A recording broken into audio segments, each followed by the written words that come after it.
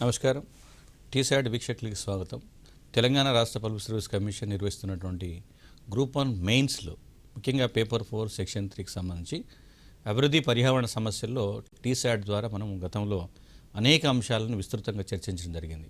ఈరోజు జాతీయ పర్యావరణ విధానం, ముఖ్యంగా పర్యావరణ సంక్షోభానికి సంబంధించి కేంద్ర రాష్ట్ర ప్రభుత్వాలు నిరంతరం అనేక విధాలుగా అనేక మార్గాల ద్వారా, అనేక చట్టాల ద్వారా, అనేక విధానాల ద్వారా పర్యావరణాన్ని పరీక్షించడం కోసము ప్రయత్నం చేస్తూనే ఉన్నాయి. సో ఈ పరంపరలో మనకి 2006లో జాతీయ పర్యావరణ విధానం అని ఒక విధానాన్ని రూపొందించారు. ఒక రకంగా ప్రభుత్వము ఒక సమస్య పరిష్కారం కోసము రాజ్యాంగంలో ఉండేటువంటి నిబంధనల మేరకు చట్టాలను రూపొందిస్తుంది. చట్టాలను అమలు చేసే సందర్భంలో కొన్ని విధానాలను రూపొందిస్తుంది. అదే పరంపరలో కేంద్ర ప్రభుత్వం కూడా జాతీయ పర్యావరణ విధానాన్ని రూపొందించి అంతర్జాతీయ నిబంధనలను కూడా పర్యావరణ పరిరక్షణకు సంబంధించినటువంటి అంశాలను కూడా పరిగణలోకి తీసుకున్నటువంటి సందర్భం కనబడుతుంది. సో ఎగ్జామ్స్లో మనకి ఈ జాతీయ పర్యావరణ విధానం మీద ఈసారి ప్రశ్న రావడానికి అవకాశం ఉంటుంది. ఎందుకు అంటే అంతర్జాతీయ స్థాయిలో భారత ప్రభుత్వం కూడా పర్యావరణ సంక్షోభానికి సంబంధించినటువంటి పరిష్కారాలను వెతికేటువంటి ప్రయత్నం చేస్తున్నది. సో దాంట్లో భాగంగా తప్పనిసరిగా జాతీయ స్థాయిలో పర్యావరణ సంబంధించినటువంటి కొన్ని కీలకమైన నిర్ణయాలు తీసుకోవాల్సినటువంటి అవసరం ఉంది. కాబట్టి ఈ విధానము ప్రధానంగా చర్చలో ఉన్నటువంటి సందర్భం కాబట్టి దీని మీద ఫోకస్ పెట్టుకోవాలి. సో దీంట్లో ఎలా ఉంటుంది క్వశ్చన్స్ జనరల్గా జాతీయ పర్యావరణ విధానం 2006లోని ముఖ్యాంశాలను పేర్కొనండి అనేది జనరల్గా ఉంటుంది ఒక క్వశ్చన్. అట్లా కాకుండా కేంద్ర ప్రభుత్వము ముఖ్యంగా పర్యావరణ సమస్యల పరిష్కారం కోసం ఎంచుకున్నటువంటి వ్యూహం ఏమిటి, స్ట్రాటజీ ఏమిటి అన్నప్పుడు కూడా మనం దీన్నే రాస్తాం.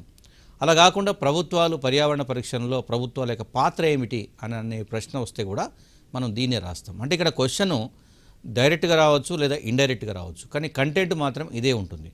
ఇంకొకటి రెండో సందర్భంలో మనకి అంతర్జాతీయ స్థాయిలో ఉండేటువంటి పర్యావరణ పరిరక్షణ సంబంధించినటువంటి నిబంధనలను కేంద్ర ప్రభుత్వం ఏ విధంగా అమలు చేస్తున్నది అంటే కూడా మనకు జాతీయ పర్యావరణ విధానం 2006 ద్వారానే వాటిని అమలు చేస్తున్న సందర్భం ఉంటుంది.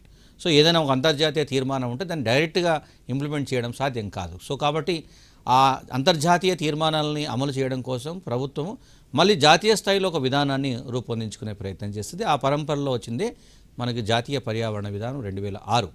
కాబట్టి అభ్యర్థులు సో ఈ పర్యావరణ విధానం మీద స్పష్టమైనటువంటి అవగాహన కలిగి ఉండాలి. ఏముంటుంది జనరల్గా చూస్తే పర్యావరణ సంక్షోభానికి సంబంధించి ఒకసారి మనం పరిశీలిస్తే ఇది ప్రపంచవ్యాప్తంగా ఉన్నటువంటి సమస్య. ఒక రకంగా ఈ పర్యావరణ సంక్షోభాన్ని కనుక మనం పరిష్కరించకపోతే భవిష్యత్తులో మానవ జాతి మనుగడ కూడా ప్రశ్నార్థకంగా మారేటువంటి ప్రమాదం ఉంది. మనం కరోనా లాంటి మనం సమస్యలను సంక్షోభాలను చూసినప్పుడు మానవ శాస్త్ర సాంకేతిక పరిజ్ఞానం కూడా కరోనాను నియంత్రించలేని పరిస్థితి ఉంది. సో చివరికి పర్యావరణంలో వచ్చినటువంటి ఒక మార్పు వల్ల ఒక జీవి ఆవిర్భవిస్తే ఆ ఆవిర్భవించిన జీవిని మనం ఎదుర్కోలేక మనిషి పారిపోయాడు. యాక్చువల్గా అంటే ప్రపంచం నుంచే పారిపోయాడు, ప్రపంచం నుంచి కనుమరుగైపోయాడు.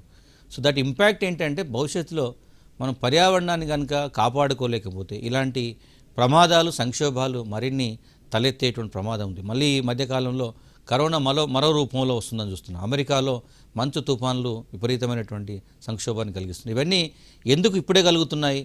ప్రపంచ మానవాళిని ఇప్పుడే ఎందుకు సంక్షోభాలు నెడుతున్నాయి అంటే పర్యావరణ సంక్షోభము ఏ స్థాయిలో నష్టపోయిందో, ఏ స్థాయిలో అది ఇబ్బంది పడుతుందో అనేటువంటి ఒక ఆవేదన, ఆందోళన మనకు సంక్షోభాల రూపం. కాబట్టి ఈ పర్యావరణ విధానాలు తప్పనిసరిగా అవసరం. అంతర్జాతీయ స్థాయిలో ఐక్యరాజ్య సమితి అంతర్జాతీయ సదస్సులు నిర్వహిస్తూ ఎట్లయితే నిబంధనలను రూపొందిస్తుందో అట్లాగే జాతీయ స్థాయిలో కేంద్ర ప్రభుత్వం కూడా పర్యావరణ పరిరక్షణకు సంబంధించి ప్రత్యేకమైనటువంటి నిబంధనలు రూపొందిస్తుంది. కాబట్టి సో ఇవి ప్రపంచ దేశాలు నిరంతరం కృషి చేస్తూనే ఉన్నాయి. అందులో భారతదేశం కూడా కృషి చేస్తుంది. కాబట్టి మనం ఆ నేపథ్యంలో చూసుకోవాలి. ముఖ్యంగా ప్రపంచ స్థాయిలో ఐక్యరాజ్య సమితి నిర్వహించేటువంటి అన్ని సదస్సుల్లో కూడా భారతదేశం ఒక భాగస్వామిగా ఉంటుంది.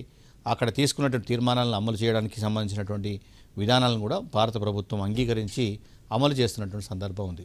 సో ఈ నేపథ్యంలో భారతదేశంలో పర్యావరణ విధానం రావడానికి నేపథ్యం కూడా ఒకసారి చూసుకోవాలి. సో ఈ నేపథ్యంలో మనకి 1972కి సంబంధించినటువంటి ఒక అంశాన్ని కనుక చూస్తే 72లో స్టాక్హోమ్ డిక్లరేషన్ మొదలు మనకు రీసెంట్గా జరిగినటువంటి COP27 అంటే 2022లో జరిగినటువంటి COP27 ఈజిప్ట్ పర్యావరణ సదస్సు ఏదైతుందో దాన్ని కూడా మనం పరిగణలోకి తీసుకోవాల్సినటువంటి అవసరం ఉంది. సో ఈజిప్టు సదస్సు నేపథ్యంలో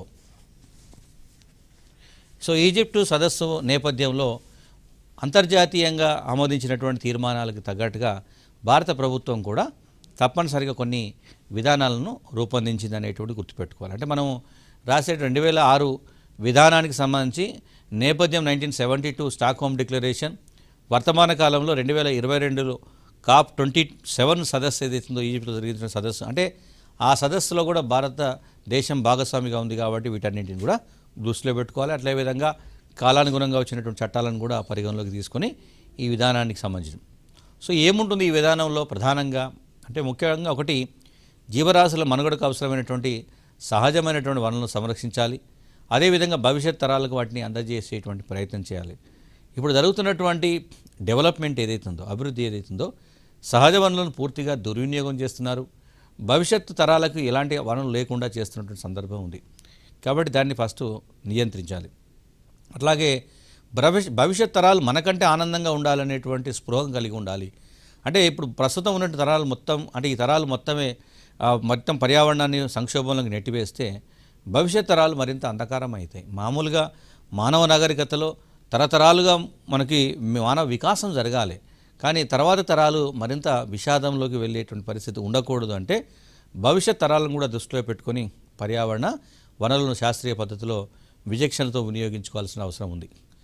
అదేవిధంగా ఈ ఆర్థిక ఉత్పత్తి కావచ్చు, వ్యాపారము, వాణిజ్యం కోసం వినియోగించేటువంటి వనరులు ఏవైతున్నాయో వాటి తలసరి వినియోగాన్ని గణనీయంగా తగ్గించాలి. అదేవిధంగా అంటే మనము ఉపయోగిస్తున్నటువంటి వనరులు అవి తరిగిపోయే వనరులు కాబట్టి ఒకసారి వినియోగించడం మొదలు పెడితే అవి తర్వాత మనకు కనపడవు. కాబట్టి ఆర్థిక వ్యవస్థ ఇంపార్టెంట్, వ్యాపారం ఇంపార్టెంట్, వాణిజ్యం కూడా ఇంపార్టెంట్, కానీ అదే సమయంలో భవిష్యత్తు కూడా ఇంపార్టెంట్. కాబట్టి వీటి అవసరాల కోసము ఆ వినియోగించేటువంటి అవసరం అంటే ఎంత అయితే అవసరమో అంతకు మాత్రమే చూసుకోవాలి తప్ప ఎక్కువగా వినియోగించకూడదు అనేటువంటిది గుర్తుపెట్టుకోవాలి. దాని ద్వారా ఒకవేళ వినియోగించాల్సి వస్తే ఆ వినియోగం వల్ల తలెత్తేటువంటి సమస్యలు ఏవైతున్నాయో వాటి తీవ్రతను కనిష్ట స్థాయికి తగ్గించాలి. మనం చాలా తక్కువగా దాని ప్రభావం అనేది చాలా తక్కువగా ఉండాలి. అంటే కనిష్టము దాని స్థాయి, దాని యొక్క ప్రభావం తక్కువగా ఉండేటట్టు చూసుకోవాల్సినటువంటి అవసరం ఉంది. సో ఈ నేపథ్యంలో మనకి పర్యావరణానికి సంబంధించినటువంటి సంక్షోభం ఏదైతుందో దాన్ని ఎలా ఎదుర్కొంటాము అంటే వనరులను కనిష్ట స్థాయికి వాటి వినియోగాన్ని వనరులు కనిష్ట స్థాయిలో వినియోగించుకోవాలి. ఆ వనరుల వినియోగం వల్ల తలెత్తేటువంటి సంక్షోభాన్ని కూడా కనిష్ట స్థాయికి తగ్గించాలనేటువంటి గుర్తుపెట్టు. దానికి ఏం చేయాలి అంటే ఉన్న వనరులను సమర్థవంతంగా వినియోగించుకోవాలి. సో సమర్థవంతంగా వినియోగించుకోవడం అంటే వేస్టేజ్ లేకుండా చూసుకోవాలి. అంటే మ్యాక్సిమం యూటిలైజేషన్ ఉండాలి. అంటే మనం చాలా సందర్భాల్లో చూస్తాం. సో చాలా రకాల ఆడంబరాల కోసం కూడా అనేక రకాల వస్తువులను, అనేక రకాల వనరులను మనం కేవలం for the sake of public అంటే వేరే ఇతరుల కోసము ఉపయోగించేటువంటి తర్వాత డిస్పోజబుల్ అయిపోతుంటాయి. సో అట్లాంటిది కాకుండా సమర్థవంతంగా మ్యాక్సిమం ఉపయోగపడేటువంటి విధంగా చూసుకోవాలి. అదేవిధంగా ఇంకొకటి ఏమిటంటే సహజ వనరులను సంరక్షించుకోవాలి. సో ఆ సంరక్షణలకు అదేవిధంగా వాటిని మరింత పెంపొందింపజేసుకోవాలి. దీనికోసము ఆధునిక సాంకేతిక విజ్ఞానంతో పాటు అవసరమైతే సాంప్రదాయ నైపుణ్యాలను కూడా వినియోగించుకునే ప్రయత్నం చేయాలి. అంటే ఒకప్పుడు గ్రామీణ ప్రాంతాల్లో, గిరిజన ప్రాంతాల్లో మనకి ఈ వనరుల వినియోగం అనేది సమర్థవంతంగా ఉండేది. సో సంప్రదాయ పద్ధతులను వినియోగిస్తే వనరుల వినియోగం తక్కువగా ఉండేది. సో ఆ నేపథ్యాన్ని కూడా పరిగణలోకి తీసుకోవాలి. అదేవిధంగా సహజ వనరుల వినియోగము మరియు సంరక్షణలో ప్రజల భాగస్వామ్యాన్ని కూడా ప్రోత్సహించాలి. ఇక్కడ చాలా సందర్భాల్లో జరుగుతున్నటువంటి ఇబ్బంది ఏంటంటే ఈ వినియోగము, సంరక్షణలో ప్రజల భాగస్వామ్యాన్ని మనం పరిగణలోకి తీసుకోకపోతే నష్టం ఎక్కువ జరుగుతుంది. ఎందుకంటే కింది స్థాయిలో పర్యావరణాన్ని పరీక్షించాల్సిన బాధ్యత ఎక్కువ ప్రజలపైనే ఉంటుంది. కాబట్టి ప్రజల్ని చైతన్యపరచాల్సిన అవసరం ఉంది. అదేవిధంగా ఈ సహజ వనరులను వినియోగించుకునేటువంటి సందర్భంలో పారదర్శకత ఉండాలి, ఒక హేతుబద్ధత కూడా ఉండాలి, ఒక రేషనాలిటీ ఉండాలి. ఎందుకు ఈ వనరులు ఉపయోగిస్తున్నాం, దానివల్ల నిజంగా దానికి ఉండేటువంటి కారణాలు ఏమిటి, దానికి ఉండేటువంటి అవసరాలు ఏమిటి, సో అవన్నీ కూడా లాజిక్ ఏంటిదని కూడా తెలవాలి. జవాబుదారీతనం కూడా ఉండాలి, అకౌంటబిలిటీ ఉండాలి. అదేవిధంగా గుడ్ గవర్నెన్స్, సుపరిపాలన సూత్రాలను కూడా పాటించాలి. అంటే మనకి వనరుల వినియోగానికి సంబంధించి ఒక పటిష్టమైనటువంటి యంత్రాంగము ఉండాలి అనేటువంటి సందర్భాన్ని గుర్తుపెట్టుకోవాలి. తర్వాత కొన్ని సమాజాలు ముఖ్యంగా గ్రామీణ ప్రాంతాల్లో కానీ, గిరిజన ప్రాంతాల్లో కానీ ఈ ప్రకృతినే జీవనాధారంగా నమ్ముకొని జీవిస్తున్నటువంటి పేదలు ఉన్నారు, గిరిజన సమూహాలు ఉన్నారు. సో వాటికి కూడా వారికి ఉండేటువంటి అవసరాలను కూడా దృష్టిలో పెట్టుకోవాలి. సో వారు కూడా సహజ వనరులు వినియోగించుకునే విధంగా అవకాశాన్ని కల్పించాలనేది దీనిలో ప్రధానం. అట్లాగే సాంఘిక ఆర్థిక అభివృద్ధి కోసం కూడా రూపొందించే విధానాలు కొన్ని ఉంటాయి, అదేవిధంగా ప్రణాళికలు ఉంటాయి. వాటిలో కూడా పర్యావరణ సంబంధించిన అంశాలను చేర్చాలి. చాలా సందర్భాల్లో ఎకానమీ డెవలప్మెంట్ అంటే ఆర్థికపరమైనటువంటి విధానాలు రూపొందించేటప్పుడు మనీ రిలేటెడ్గా ఉండేటువంటి అంశాలే కాకుండా పర్యావరణానికి సంబంధించినటువంటి అంశాలను కూడా దాంట్లో చేర్చే ప్రయత్నం చేయాలి. సో ఎందుకంటే ప్రతిదీ కూడా మనము వ్యక్తిగత ప్రయోజనం కోసమే, డబ్బు కోసమే ప్రపంచం నడిస్తే తర్వాత మనిషి జీవించడానికి ఆధారం కూడా కోల్పోతాడు. కాబట్టి ఈ నేపథ్యంలో ఆర్థిక అభివృద్ధి ఎంత ముఖ్యమో దానికి ఆధారమైనటువంటి పర్యావరణం కూడా అంతకంటే ముఖ్యమైనటువంటి మౌలికమైనటువంటి సూత్రాన్ని మనం గమనించాలి. ఎందుకు అంటే మనం రీసెంట్గా చాలా హెచ్చరికలు జారీ చేస్తుంది. పర్యావరణం అనేక రకాల విపత్తులను కలిగిస్తున్నది. అప్రమత్తంగా ఉండండి అనేటువంటి ఒక సంకేతాన్ని ఇస్తున్నది.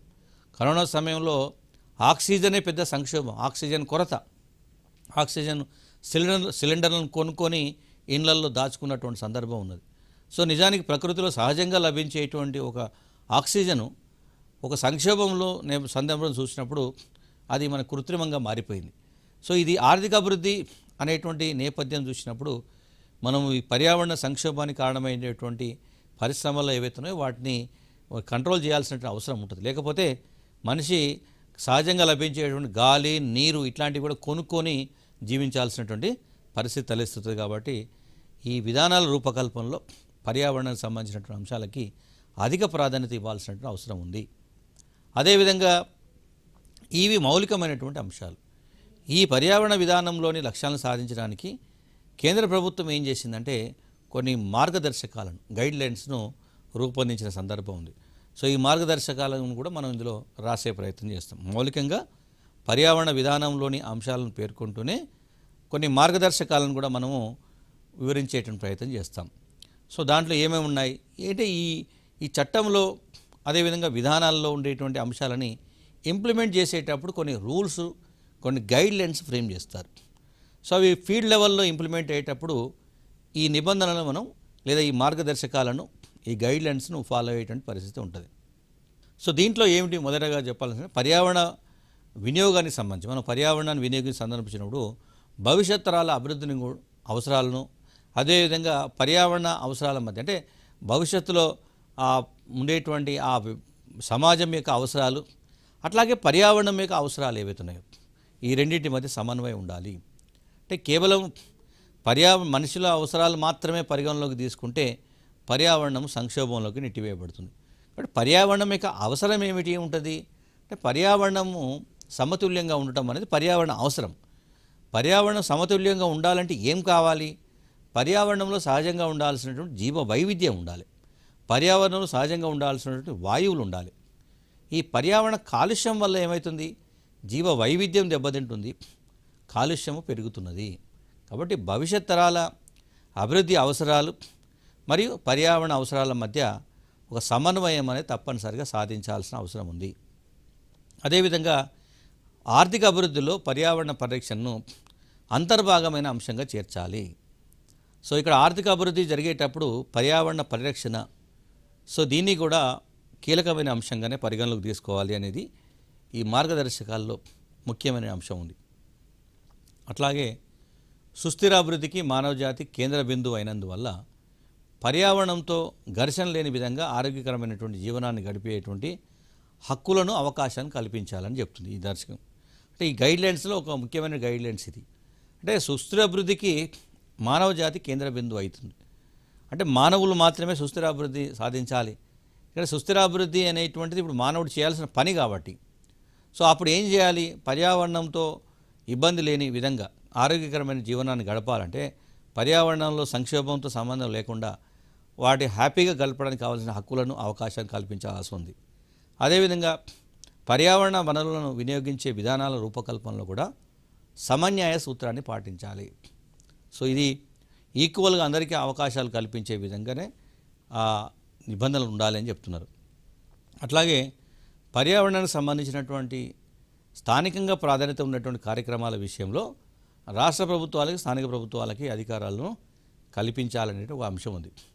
అంటే స్థానికంగా పర్యావరణం సంబంధించి స్థానికంగా ప్రాధాన్యత ఉన్నటువంటి అంశాలు ఏవైతున్నాయో, అడవులు, జలవనరులు ఏవైతున్నాయో, సహజ వనరులు ఏవైతున్నాయో, జలాశయాలు ఏవైతున్నాయో, జీవ సంపద ఏదైతుందో, సో వాటి విషయంలో స్థానికంగా అంటే ఇప్పుడు కేంద్ర ప్రభుత్వము 2006లో జాతీయ పర్యావరణ విధానాన్ని రూపొందించినప్పటికీ ఆ విధానం అమలు చేసేటువంటి ప్లేసు రాష్ట్ర ప్రభుత్వాల స్థాయిలో, స్థానిక ప్రభుత్వాల స్థాయిలో ఉంటుంది.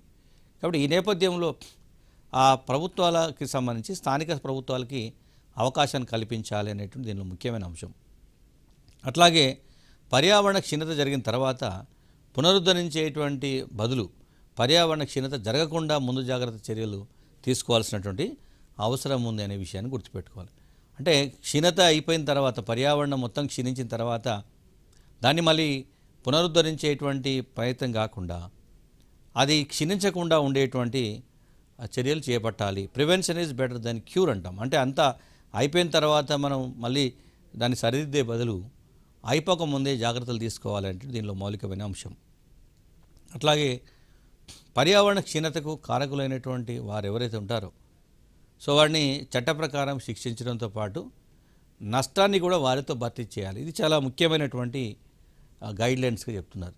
చాలా సందర్భాల్లో ఏమవుతుందంటే పర్యావరణానికి సంబంధించి ఇది ఒకసారి వాయు కాలుష్యము గాలిలోకి విడుదలైతే అది కేవలం ఆ విడుదల చేసినటువంటి వ్యక్తులకు మాత్రమే హాని కలిగించకుండా ఆ పరిశ్రమతో సంబంధం లేని వాతావరణం, ఇతర ప్రాంతాలు ఏవైతున్నాయో అవి కూడా ఎఫెక్ట్ అవుతున్నాయి.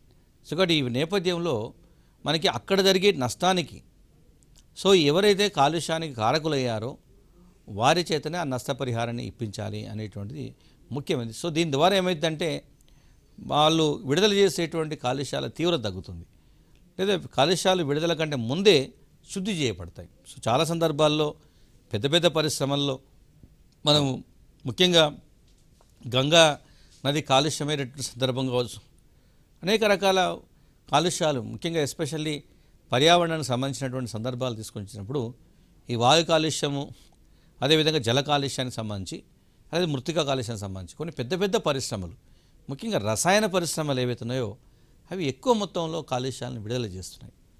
సో ఒకసారి వాతావరణంలోకి విడుదలైనటువంటి కాలుష్యము అది ప్రపంచ సమాజాలను ప్రభావితం చేస్తుంది.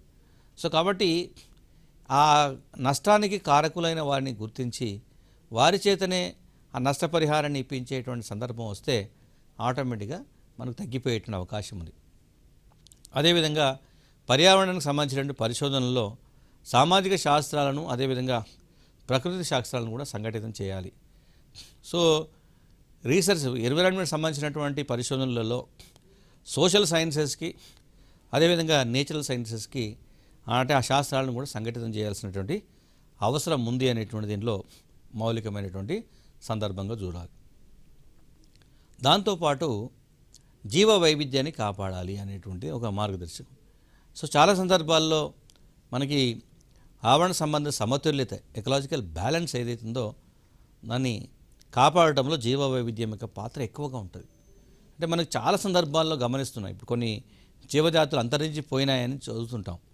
నిజానికి ఆ జీవజాతితో మానవునికి ప్రత్యక్షంగా ఎలాంటి ప్రయోజనం ఉండకపోవచ్చు, కానీ ఆ జీవజాతి మొత్తం పర్యావరణాన్ని ఒక సమతుల్య స్థితిలో కాపాడడానికి తన వంతు పాత్రను పోషిస్తుంది.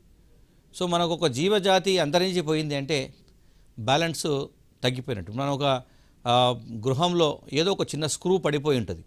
నిజానికి మెయిన్ పిల్లర్ ఉన్నప్పుడు స్క్రూ పడిపోయిందంటే ఆ స్క్రూ డైరెక్ట్గా బిల్డింగ్ని కూల్చేయలేకపోవచ్చు, కానీ ఆ బిల్డింగ్ బలహీనపడడానికి ఆ స్క్రూ కూడా ఊడిపోవడం కూడా కారణమవుతుంది. అట్లాగే ఈ సృష్టిలో ఉండేటువంటి జీవజాతులు కొన్ని కోట్ల జీవజాతులు ఉన్నాయి. ఈ కోట్ల జీవజాతుల్లో మానవునితో ప్రత్యక్షంగా సంబంధం ఉండొచ్చు, ఉండకపోవచ్చు, కానీ ప్రతి జీవజాతికి మానవుని మాదిరిగానే జీవించేటువంటి హక్కు ఉంది. సో ఆ హక్కును ఈ పర్యావరణ కాలుష్యం వల్ల హరించకూడదు. కాబట్టి జీవ వైవిధ్యాన్ని కాపాడుకోవాల్సినటువంటి అవసరం ఉంది అనేది ఈ విధానంలో ప్రధానమైనటువంటి అంశంగా చేర్చడం జరిగింది. అదేవిధంగా మనకి చాలా సందర్భాల్లో అంటే ఈ పర్యావరణ విధానాన్ని అమలు చేసే సందర్భం వచ్చినప్పుడు ఈ ప్రభుత్వాల మధ్య మనకి సంబంధాలు ఏవైతున్నాయో లేదా సహకారం ఏదైతుందో అది ప్రశ్నార్థకంగా మారుతుంది. అంటే పర్యావరణ విధానాల అమలులో అటు కేంద్ర ప్రభుత్వం కానీ రాష్ట్ర ప్రభుత్వం కానీ స్థానిక ప్రభుత్వాల మధ్య సంబంధాలను బలోపేతం చేయాల్సినటువంటి అవసరం ఉంది. సో ఇక్కడ ఒకసారి కోఆర్డినేషన్ లేకపోవడం వల్ల, సమన్వయం లేకపోవడం వల్ల పర్యావరణ విధానాల అమల్లో మనకి ఒక కమిట్మెంట్ కనబడతలేదు, బాధ్యత తీసుకునే సందర్భం కనబడతలేదు. కాబట్టి కేంద్ర రాష్ట్ర మరియు స్థానిక ప్రభుత్వాల మధ్య సమన్వయం ఉండాల్సిన అవసరం ఉంది. ఇది ఒక పార్ట్. అట్లాగే పర్యావరణ చట్టాలను అమలు చేసేటప్పుడు కొన్ని అంశాలను పరిగణలోకి తీసుకోవాల్సి ఉంటుంది. ఇప్పుడు మనం చాలా సందర్భాల్లో చట్టాలు అమలు చేసేటువంటి సందర్భాల్లో కొన్ని సమస్యలు తలెత్తుతున్నాయి. సో చట్టము ఎందుకు అమలు జరగటం లేదు, లేదా చట్టం ఆశించిన స్థాయిలో ఎందుకు ప్రభావాన్ని చూపడం లేదు అన్నప్పుడు మౌలికంగా చట్టం అమలు చేసేటప్పుడు కొన్ని అంశాలను పరిగణలోకి తీసుకోవాల్సిన అవసరం ఉంది. మౌలికమైన అంశం ఉంటుంది.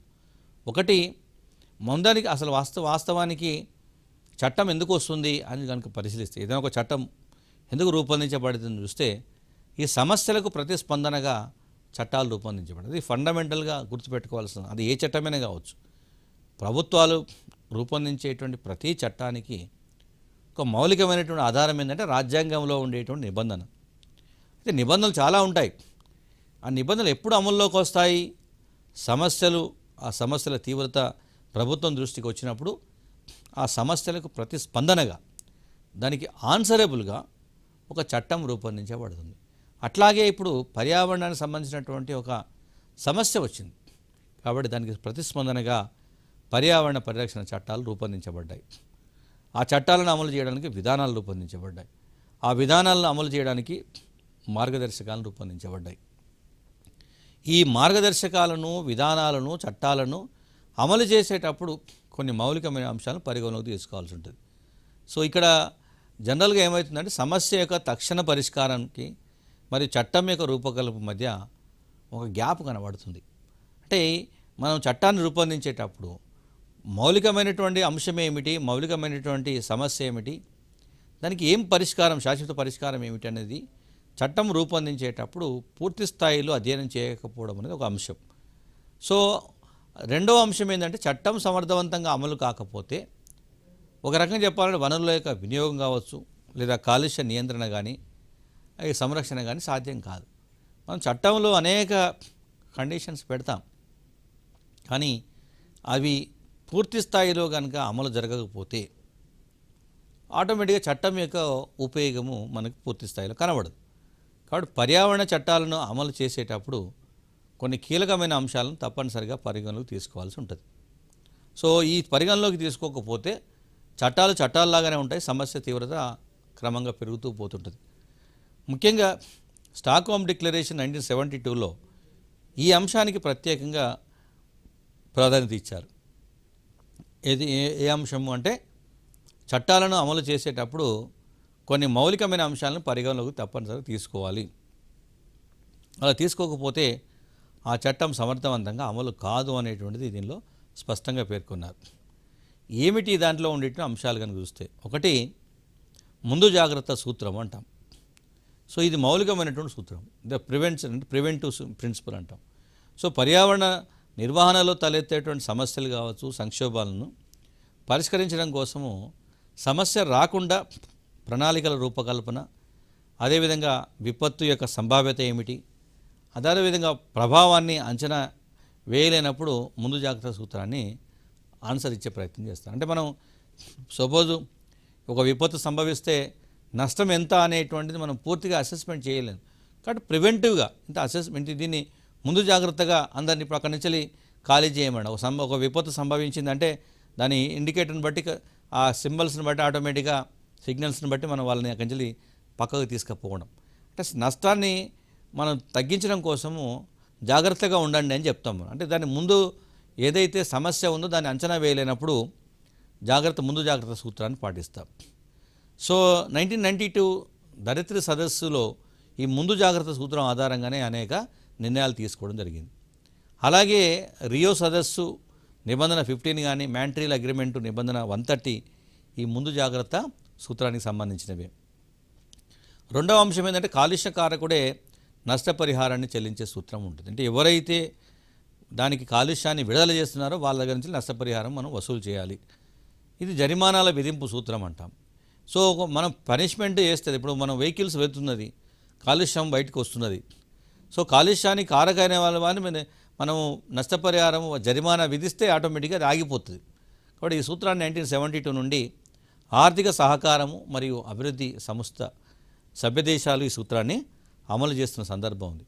తర్వాత సమాచార స్వేచ్ఛ, మనకి అదేవిధంగా అమెరికా స్వేచ్ఛ చట్టం, సమాచార స్వేచ్ఛ చట్టం, యూరోపియన్ యూనియన్ సమాచార హక్కు చట్టం కావచ్చు, భారతదేశంలో కూడా సమాచార హక్కు చట్టం 2005లో వచ్చినటువంటి ఇవన్నీ కూడా పర్యావరణ పరిరక్షణకు సంబంధించి ఉపయోగపడుతున్న సందర్భం ఉంది.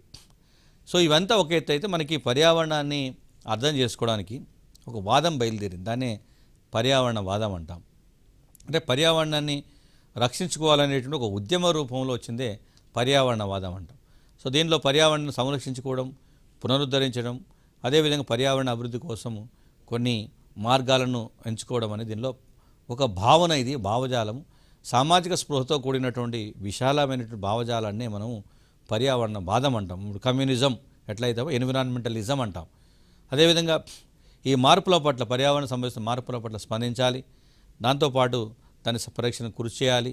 సో అదేవిధంగా సహజ వనరుల సంరక్షణ చేయాలి, కాలుష్య నివారణ కోసం కృషి చేయాలి, పర్యావరణ నిర్వహణ, పర్యావరణం పట్ల బాధ్యత, నైతిక నియమాలను, సో అనేక ఒప్పందాల అంతర్గతంగా వీటిని అమలు చేసేటువంటి సందర్భం ఉంటుంది. సో ఇది ఒక సామాజిక ఉద్యమంగా కొనసాగింది. అంటే పర్యావరణం అనేది, పర్యావరణం పరీక్షించుకోవాల్సిన బాధ్యత సమాజంపై ఉంది కాబట్టి పర్యావరణ పరిరక్షణను ఒక సామాజిక ఉద్యమంగా మార్చడానికి ఈ పర్యావరణ వాదం అనేది క్రియాశీల సాధనంగా ఉపయోగపడుతున్న సందర్భం ఉంది. దీంట్లో భాగంగానే ప్రపంచవ్యాప్తంగా పర్యావరణ పరిరక్షణపై గ్రీన్ పీస్ ఉద్యమాలు వచ్చినాయి. అట్లాగే భారతదేశంలో అడవుల సంరక్షణ ఉద్యమాలు కొనసాగుతున్నాయి. ముఖ్యంగా ఉత్తరాఖండ్లో చండీప్రసాద్ భట్గా, సుందర్లాల్ బహుగుణ, అదేవిధంగా గుజరాత్లో మేధా పాట్కర్, నర్మదా బచావ్ ఆందోళన కావచ్చు. అట్లా ఈ పర్యావరణ వాదులు ఎవరైతే ఉన్నారో పర్యావరణ పరిరక్షణ కోసము ఒక ఉద్యమం కొనసాగుతుంది. కాబట్టి ఇది ఒక సామాజిక ఉద్యమం, ఒక పర్యావరణ ఉద్యమం అనేటువంటి భావన కూడా దీనిలో మనం రాయాల్సిన పరిస్థితి ఉంది. అంటే పర్యావరణ పరిరక్షణలో ప్రజల యొక్క బాధ్యతను తెలియజేస్తూ వారు కూడా అందులో భాగస్వాములు అయ్యేటట్టు చూడడం, అదేవిధంగా పర్యావరణ అంశాలపై వ్యక్తిగత చర్యల్లో సున్నితత్వాన్ని పెంపొందింపజేయాలి.